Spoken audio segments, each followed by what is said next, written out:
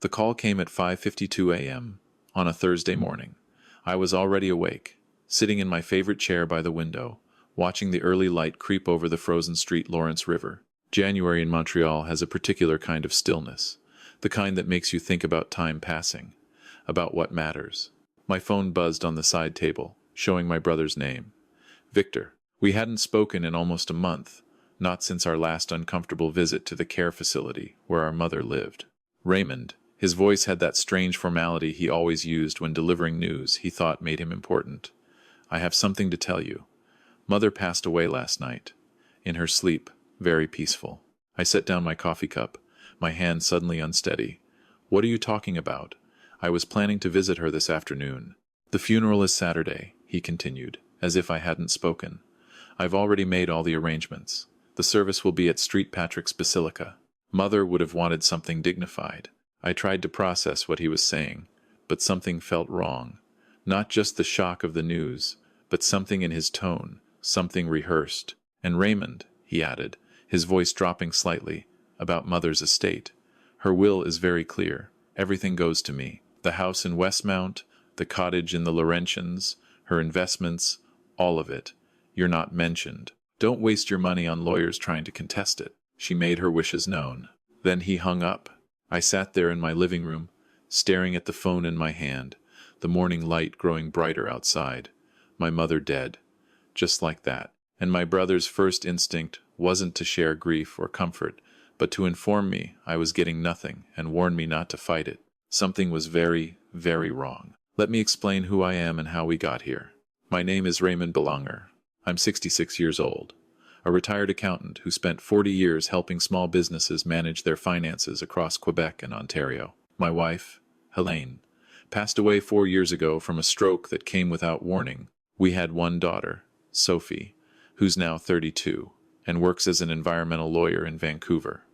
After Helene died, I found myself with a lot of empty time. I filled it by volunteering at a literacy center downtown and by visiting my mother, Marguerite, as often as I could. She'd been my anchor through the grief. When you lose your wife of 38 years, you need someone who remembers who you were before, someone who still sees you as whole. My brother Victor is 6 years younger than me, which makes him 60.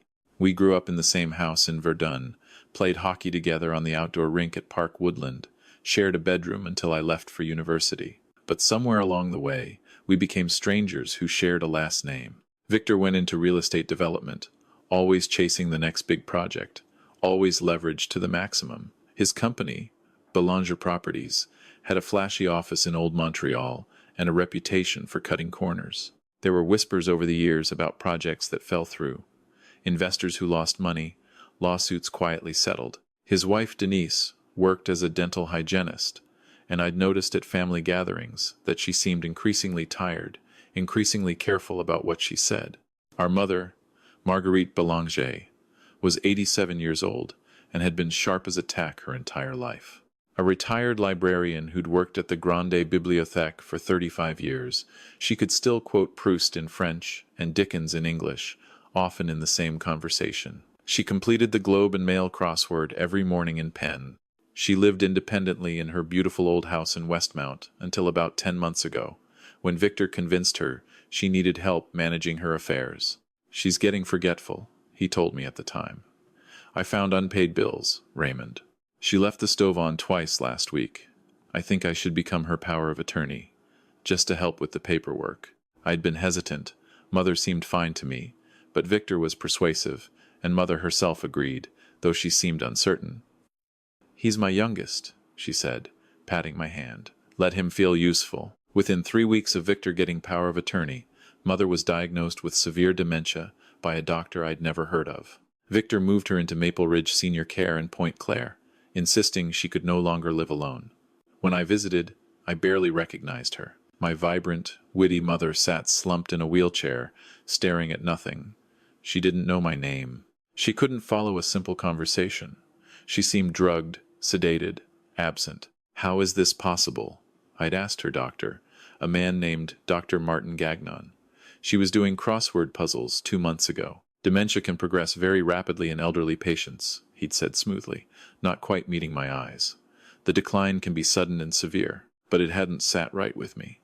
Nothing about it sat right. Now, standing in my kitchen, with Victor's words echoing in my ears, I finally let myself think what I'd been avoiding for months. This wasn't grief talking. This was something far uglier. I called Maple Ridge Senior Care immediately. "I'm calling about my mother, Marguerite Belanger," I said, when the receptionist answered. "I just received word that she passed away last night." There was a pause, the sound of typing. "One moment, please, Mr. Belanger." I waited, my heart pounding. "Sir," the receptionist came back on the line, sounding confused. "I don't have any record of that. Let me check with the nursing staff." Several agonizing minutes passed. When she returned, her voice was gentle but puzzled. "Mr. Belanger, your mother is fine. She's in the common room right now, having breakfast. There must be some misunderstanding." I sat down heavily on my kitchen stool. "Can you do me a favor? Don't mention this call to anyone, especially not to my brother." "Of course, sir." I hung up and immediately called Sophie in Vancouver. It was barely 3 a.m. there, but she answered on the second ring, her voice alert despite the hour. "Dad, what's wrong? Your uncle just told me your grandmother died." "But she didn't, Sophie. She's alive. I think Victor is trying to steal her estate." There was a long silence. Then Sophie's voice came back, hard and focused in a way that reminded me of her mother. "Dad, that's fraud. That's elder abuse. That's potentially attempted murder if he's planning what I think he's planning. You need a lawyer immediately. And don't do anything until you have one." After talking to Sophie, I spent the morning making calls. First, I contacted a lawyer I'd worked with years ago on a business acquisition. Patricia Okonkwo had since become one of Montreal's most respected estate attorneys, known for her work on elder abuse cases. "Raymond, this is extremely serious," Patricia said after I explained everything. "If your brother is misrepresenting your mother's condition, if he's isolated her, if he's manipulating her estate while she's still alive, we're talking about multiple criminal charges. But we need evidence. Solid, irrefutable evidence." Next, I hired a private investigator named James Whitfield. He came to my apartment that afternoon, a calm man in his 50s, with the careful manner of someone who'd seen a lot of human darkness. "How long has your brother had power of attorney?" he asked, taking notes. 10 months. Right after that, Mother was suddenly diagnosed with dementia and moved into care. And before that, she was completely independent. Volunteered at a used bookshop 3 days a week. Played bridge every Thursday. Her mind was perfect. James nodded slowly. "I've seen cases like this. Give me 48 hours. I'll find out exactly what's happening with your mother's finances." That evening, I drove to Maple Ridge. I didn't tell anyone I was coming. When I got to Mother's room, she was sitting in her wheelchair by the window, staring out at the snow-covered grounds. Her white hair was thinner than I remembered, her face more lined. But something about her seemed different tonight. Less sedated, more present. "Mother," I said softly, pulling up a chair beside her. "It's Raymond." She turned slowly, her eyes meeting mine. For just a moment, I thought I saw something there. Recognition, awareness. But then a nurse came in to give her evening medications, and the moment was gone. I watched the nurse hand Mother several pills in a small cup. Mother swallowed them obediently, her movements mechanical. The nurse smiled at me, checked some readings on a monitor, and left. I drove home through the snow, my mind racing. What was Victor planning? A fake funeral to convince everyone Mother was dead. Then what? Transfer her assets while the family grieved? Keep her drugged and hidden until she actually died? The scope of his deception was staggering. But I was beginning to realize it was also, in a twisted way, carefully planned. James called me the next morning. "Raymond, you need to hear this." I sat down at my kitchen table, bracing myself. "Your brother has been very busy," James said. "In the past 9 months, he's transferred approximately $340,000 from your mother's accounts into various companies he controls. He sold her cottage in the Laurentians 4 months ago to a numbered company that I'm still tracing, but which I believe he owns. He's been drawing on her credit cards to pay for his business expenses. And there's more." "More?" "The doctor who diagnosed your mother's dementia, Dr. Martin Gagnon. He and your brother were roommates at McGill. They've been close friends for over 35 years. Dr. Gagnon has been prescribing your mother a cocktail of sedatives and antipsychotics at doses far exceeding normal protocols. That's why she seemed so confused. She's being chemically suppressed. I felt physically ill. So her dementia could be medication-induced? Almost certainly. If she were taken off these medications under proper supervision, there's a good chance she'd regain significant cognitive function. But Raymond, there's something else. Doctor, Gagnon recently increased her sedative prescription to dangerous levels. The pharmacy flagged it, but it was approved anyway. At the current dosage, your mother's organs could begin failing within weeks. My hands were shaking. That's attempted murder. That's exactly what it is. I'm getting copies of her medical records through a contact, but it takes time. In the meantime, I'd suggest you visit your mother again. Document everything. Record any conversations with your brother. Quebec allows one-party consent for recordings. That afternoon, I was back at Maple Ridge. I'd brought my phone, ready to record anything useful. But when I got to Mother's room, her bed was empty. The sheets were rumpled, her wheelchair gone. "Where's my mother?" I demanded at the nursing station, fighting to keep my voice steady. "Oh, Mr. Belanger," a young nurse said, checking her screen. "Your brother took her out for an appointment. He said she had a meeting with her financial advisor." My blood ran cold. When? About an hour ago. I called Victor's phone 6 times. No answer. I sat in the lobby, watching the door, my leg bouncing with anxiety. Finally, almost 3 hours later, Victor's black BMW pulled into the parking lot. I watched through the window as he helped Mother out of the car and into her wheelchair. She looked exhausted, barely conscious. Victor saw me waiting in the lobby. His expression flickered, surprise, then irritation, then a careful neutrality. "Raymond, what are you doing here? What am I doing here? You told me Mother was dead, yet here she is." He had the audacity to laugh, a dismissive sound that made me want to hit him. "Oh, that. Yes, sorry about the confusion. Mother had a very bad episode yesterday. I thought, well, at her age, with her condition, these things happen. False alarm. You know how it is. Where did you take her just now?" "Just for an appointment. Financial matters. Nothing that concerns you."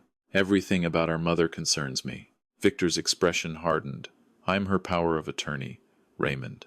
I make the decisions about her care and her finances. If you don't like it, hire a lawyer. But I warn you, you'll lose. Mother chose me for a reason." He pushed past me, wheeling Mother toward her room. I followed, watching him settle her into bed. She was already asleep, or drugged into unconsciousness. I couldn't tell which anymore. Victor left without looking at me again. I was about to leave myself when my phone buzzed.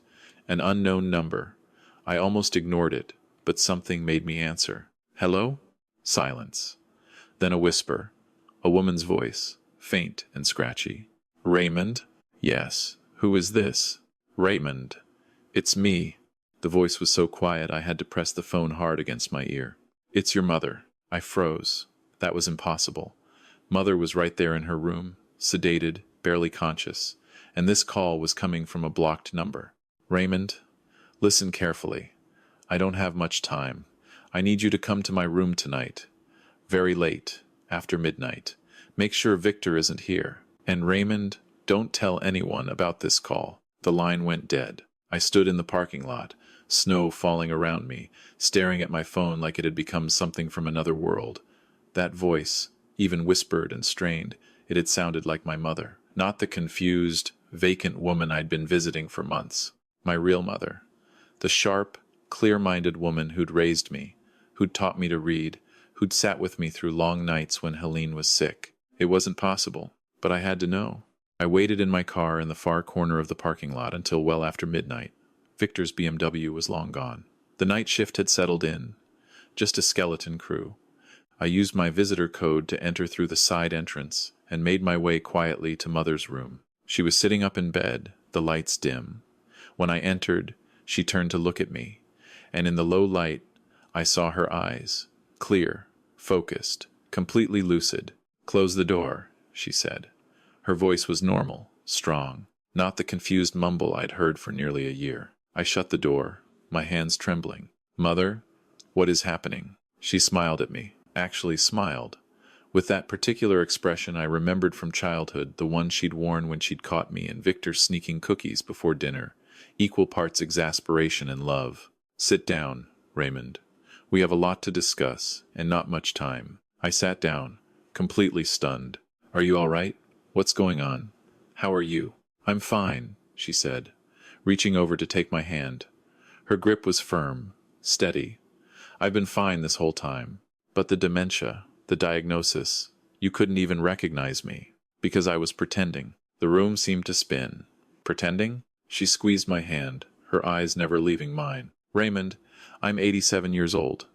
Your father's been gone for 15 years. I've had time to think about mortality, about legacy, about what happens when I'm no longer here to protect what I've built. And I realized I needed to know something important.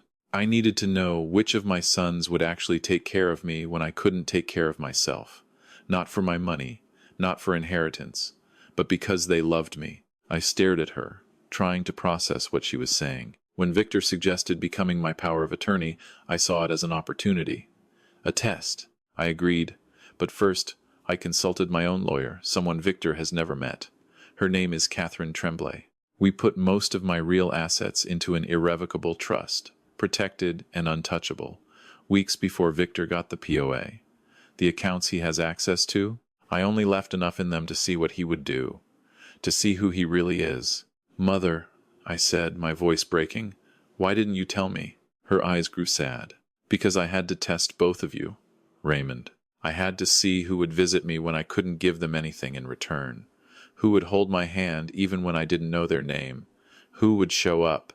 The tears were running down my face now. And you came, she continued, her own eyes glistening.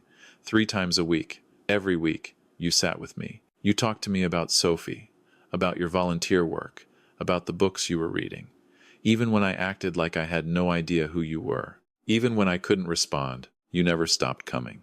Of course I came, I whispered. You're my mother. I know that now.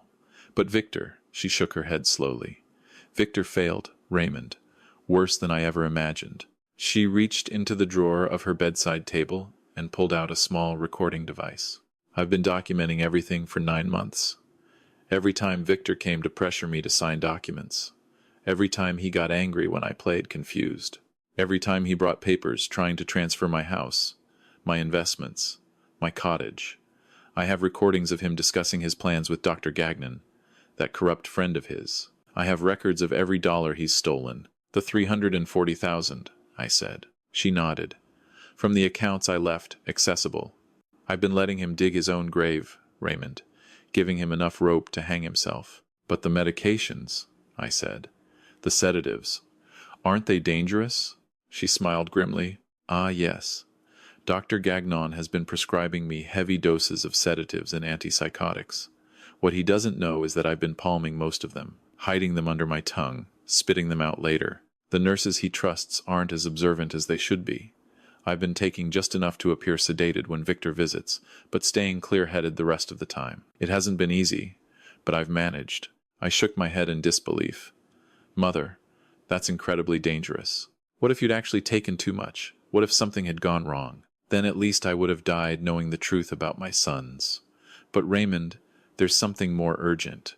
Victor told me today during our little outing that he's running out of time. His business is failing. Badly. He has creditors threatening him, investors demanding money, lawsuits pending. He needs my estate, and he needs it now. What's he planning? She looked at me steadily. The funeral on Saturday? It's real. He's planning to announce my death, have me cremated before anyone can ask questions, and claim my estate immediately. Dr. Gagnon has agreed to sign the death certificate. Victor's been increasing my medication doses, trying to actually kill me so his story becomes true. I felt the blood drain from my face. That's murder. Premeditated murder. Yes, she said calmly. It is. We need to call the police right now. Not yet. She held up her hand. I have a plan, Raymond. Patricia Okonkwo, your lawyer? She's been working with my lawyer for the past 3 weeks. The police are already involved, but quietly. They want to catch Victor in the act, with irrefutable evidence. We're going to let his funeral proceed, and then we're going to spring the trap. I stared at her. This 87-year-old woman who had orchestrated an elaborate sting operation against her own son. Mother, this is insane. Perhaps, she said, smiling slightly. But sometimes you have to let people show you who they really are. And Victor has shown me everything. Over the next 2 days, we put everything in place. Patricia Okonkwo coordinated with the Montreal Police and the Crown Prosecutor's Office. They agreed to let the plan proceed, stationing officers in plainclothes around the funeral home. We installed additional hidden cameras in Mother's room, documenting Victor's final visits. He came twice more. The first time, he brought papers for her to sign documents, transferring ownership of her Westmount house to one of his companies. "Just sign here, Mother," he said, his voice tight with barely controlled frustration as she scribbled something illegible on the page. "I'm trying to help you. I'm trying to make sure everything is taken care of." She played confused, asking him the same questions over and over until he stormed out in frustration. The second time, Thursday night, he brought pills. I watched the footage later with Patricia and a police officer, and it made me physically ill. "Here, Mother," Victor said on the recording, his voice falsely gentle. "Dr. Gagnon says you need to take these. They'll help you sleep." He pressed a handful of pills into her palm, far more than any normal dose. What my brother didn't know was that Mother had been prepared. She raised her hand to her mouth, pretended to swallow, then let the pills fall into the fold of her blanket while taking a sip of water. "Tomorrow," Victor said, stroking her hair in a gesture that made my skin crawl. "Tomorrow everything will be better, Mother. You'll finally be at peace. No more suffering, no more confusion. Just rest." He left. Mother gathered the pills and sealed them in a small bag we'd prepared. Later testing would confirm they contained a massive dose of sedatives enough to cause fatal respiratory depression in an elderly patient. The charge would be attempted murder. Saturday morning came cold and gray, typical for late January in Montreal. Victor had booked the funeral at St. Patrick's Basilica, as he'd said. He'd sent out announcements, called relatives, even had an obituary published in the Gazette. Cousins I hadn't seen in years called me with condolences. Great-nieces and nephews I barely knew sent flowers. I played along with all of them. Yes, it was very sudden. Yes, the service was at 2 o'clock. Yes, Mother would have wanted us all together. The church was packed. Victor had spared no expense, elaborate flower arrangements, a string quartet playing softly, a huge photograph of Mother from 20 years ago displayed on an easel near the altar. He'd written an obituary that made me want to scream, full of phrases like devoted mother and beloved matriarch, and peacefully after a long illness. I sat in the front pew with Sophie, who had flown in that morning. She squeezed my hand, her jaw tight with controlled anger. Victor sat across the aisle with Denise and their 2 adult children, Mark and Julie. His face wore an expression of dignified sorrow. Denise kept dabbing at her eyes. Mark and Julie, who had genuinely loved their grandmother, looked devastated. At exactly 2 o'clock, Victor stood and walked to the podium. He adjusted the microphone, cleared his throat, and began to speak. "We gather here today to celebrate the life of Marguerite Claire Belanger," he said, his voice carrying through the church. "Born March 15th, 1938. Passed away January 23rd, 2025. My mother was an extraordinary woman. I watched him perform, this stranger who shared my blood. Every word was rehearsed, every pause calculated for effect. Mother always knew she could count on me," Victor continued. "In her final months, she trusted me completely with her care, her finances, her legacy. She knew I would protect everything she'd worked for. She told me many times that I was the responsible one, the one who would take care of the family." He paused, dabbing at his eyes with a handkerchief. "I promised her I would honor her wishes. I promised her that her legacy would be preserved, and I intend to keep that promise." I stood up. Every head in the church turned toward me. Victor's face went pale. "That's very touching, Victor," I said, my voice carrying clearly through the silent church. "But I have a question for you." "Raymond," Victor said, his voice sharp. "Sit down. This isn't appropriate." "Where's the body, Victor?" Murmuring rippled through the crowd. Denise grabbed Victor's arm, her face confused. "She's being cremated," Victor said. "We discussed this. Mother wanted." "Really?" "Because I called the crematorium this morning. They don't have her. In fact, they have no record of any arrangement at all." Victor's composure cracked, just slightly. "There's been a misunderstanding.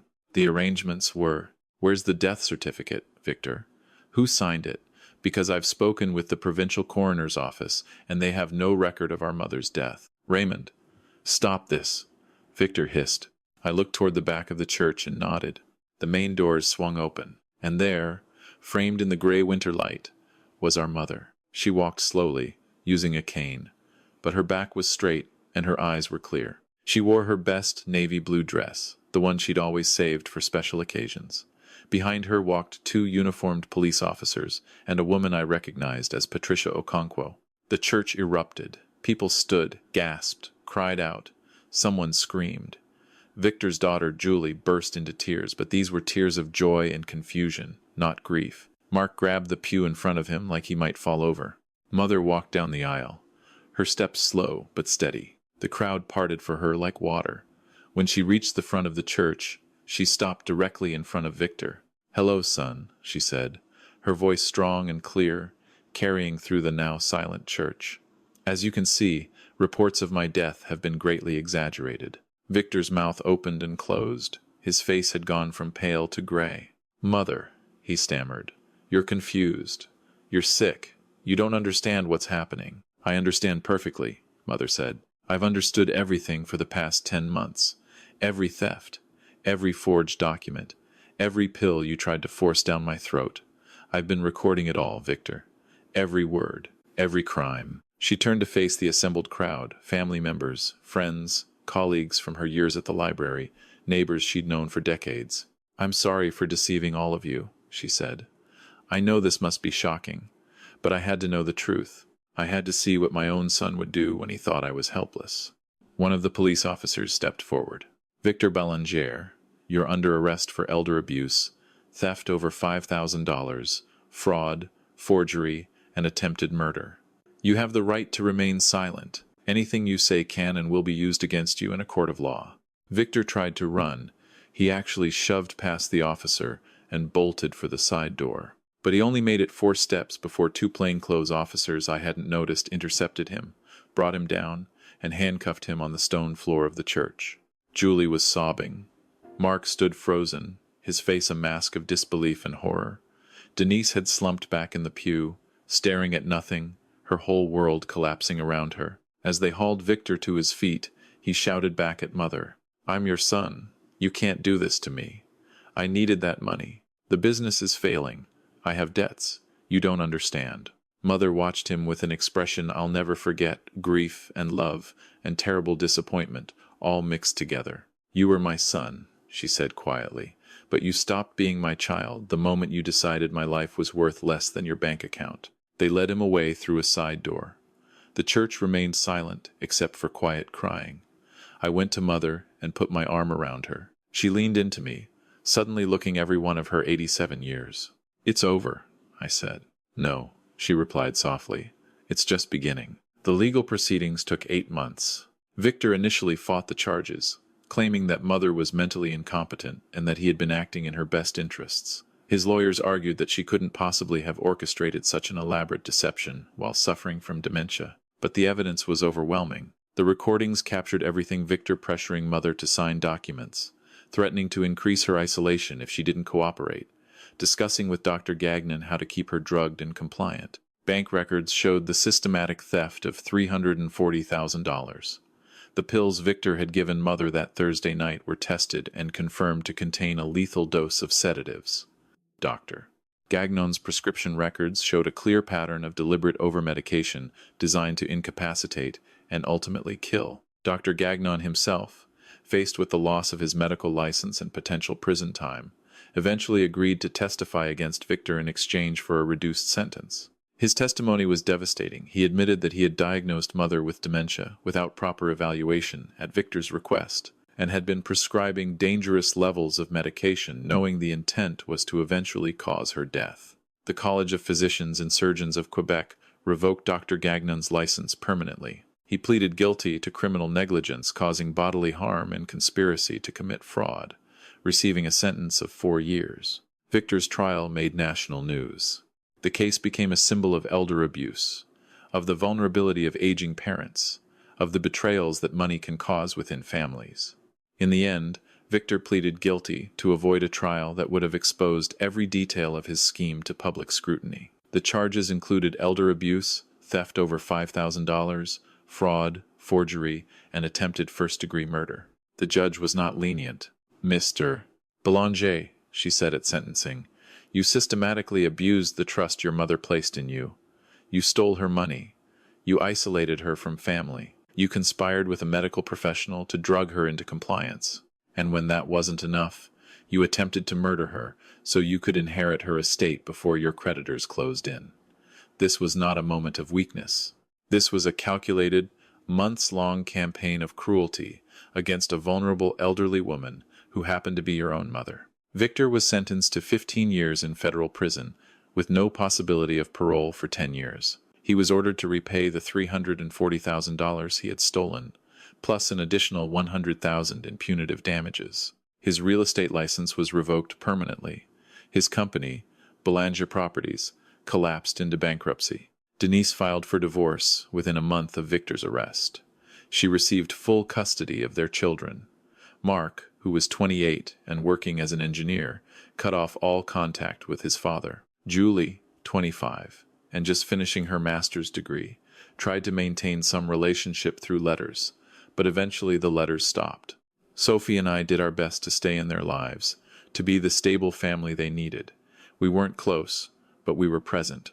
Sometimes that's what family means. As for Mother, she moved out of Maple Ridge and into a small condominium near my apartment in Outremont. She was done with big houses, done with managing property. She wanted to be close to family, to Sophie when she visited, to me. Once she was taken off the medications Dr. Gagnon had prescribed, her health improved dramatically.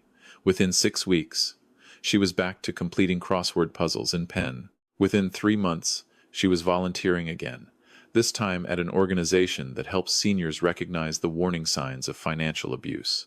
We established the Marguerite Belanger Elder Protection Fund with part of the money Victor was forced to repay. It provides free legal assistance to seniors fighting financial abuse, funds educational programs about power of attorney responsibilities, and trains healthcare workers to recognize signs of elder exploitation. Mother became something of a minor celebrity in the elder advocacy community. She gave talks at senior centers, was interviewed by CBC News, and even testified before a provincial committee studying reforms to power of attorney laws. "I've lived long enough to know that trust can be betrayed," she said in one interview.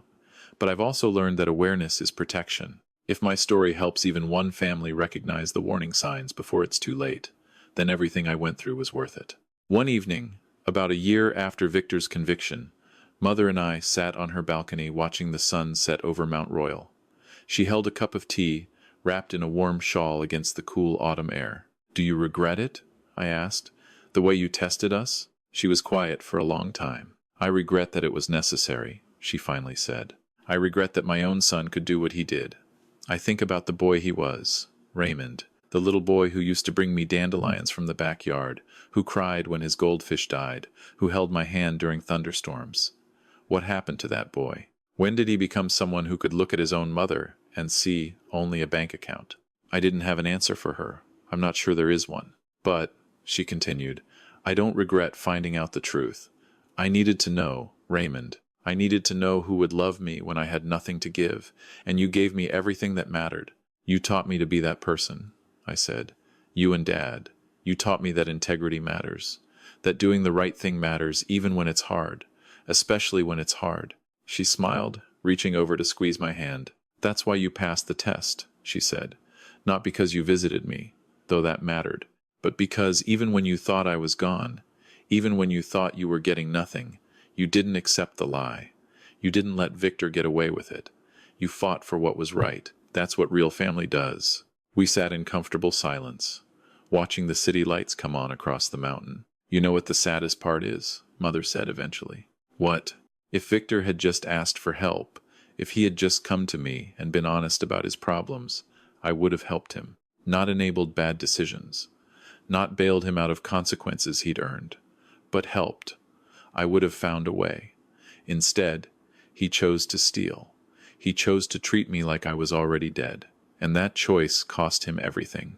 She shook her head slowly. "Greed is a terrible thing, Raymond. It doesn't just destroy the people you steal from, it destroys you.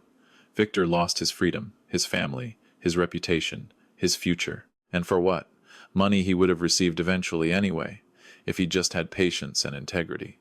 He traded everything real for something that was already going to be his. I thought about that often in the months that followed. How Victor had destroyed his entire life, chasing something he could have had simply by being decent. How the very qualities that drove him, the impatience, the shortcuts, the willingness to sacrifice others for personal gain, had been the cause of his downfall. Mother lived for another 3 years after everything happened. Good years, full of family and purpose. She saw Sophie get married, held her first great-grandchild, finished writing a memoir about her experience that became a resource used by elder advocacy organizations across the country. When she finally passed, it was peaceful, in her sleep, surrounded by people who loved her. Her actual funeral was standing room only, not because of obligation, but because so many people genuinely wanted to honor a remarkable woman. At the reception afterward, Sophie found me standing alone by the window, looking out at the winter sky. "What are you thinking about?" she asked. "I'm thinking about what your grandmother taught me. About family. About what it really means." Sophie nodded, leaning her head on my shoulder. "Blood doesn't make you family," I said. "Love makes you family. Showing up makes you family. Choosing to do the right thing, even when it costs you, that's what family is." She squeezed my arm. "Grandma would be proud of that." I smiled. "Your grandmother was proud of a lot of things. But I think the thing she was proudest of was knowing that the people she loved actually loved her back. Not for her money, not for inheritance, but for her. That's the legacy she really left, isn't it?" Sophie said. "Yes." I turned to look at my daughter, this strong, principled woman who had become my rock, just as her grandmother had once been. The real inheritance has nothing to do with houses or bank accounts or property. It's the values we pass down. It's teaching the next generation that integrity matters, that love means showing up, that protecting the vulnerable is more important than protecting our comfort. I looked around the room at the people gathered, some I'd known for decades, some I'd only met through the Elder Protection Fund Mother had created. All of them there because Marguerite Belanger had touched their lives in some meaningful way. "Your grandmother used to say that every family has tests," I told Sophie. "Moments when you find out what people are really made of." Victor failed his test. But you know what? His failure taught a lot of other families how to recognize the warning signs. His cruelty became a cautionary tale that's helped protect thousands of vulnerable seniors. Mother made sure of that. Sophie smiled through her tears. "Turning something terrible into something that helps people. That's the most grandma thing ever." It really was. The thing about elder abuse is that it usually happens in the shadows. It happens when someone who should be trustworthy betrays that trust. It happens when the people who should be watching are looking the other way. It happens when greed whispers that an elderly person's life is worth less than their assets. But it doesn't have to happen. Families who communicate openly, who ask questions, who stay involved in their elderly relatives' lives, they make it harder for predators to operate. Legal protections like proper oversight of power of attorney, regular auditing of financial decisions, and robust reporting mechanisms for suspected abuse, these create accountability. And perhaps most importantly, we need to change how we think about our elders. They're not burdens to be managed or assets to be harvested. They're human beings with dignity, with wisdom earned through decades of living, with every right to protection and respect. Victor thought he was smarter than everyone. He thought he could manipulate his own mother, fake her death, steal her legacy, and walk away clean. He was wrong. Mother was smarter. She always had been. And in the end, she taught not just our family, but thousands of others the most important lesson of all. True family protects the vulnerable. Love shows up even when there's nothing to gain. And sometimes the bravest thing an 87-year-old woman can do is pretend to be helpless, just to find out who will help her when she can't help herself. That's what I learned from Marguerite Belanger, my mother, my hero, the woman who proved that wisdom doesn't diminish with age, that love requires courage, and that sometimes the greatest inheritance we can leave behind is the truth about who we really are.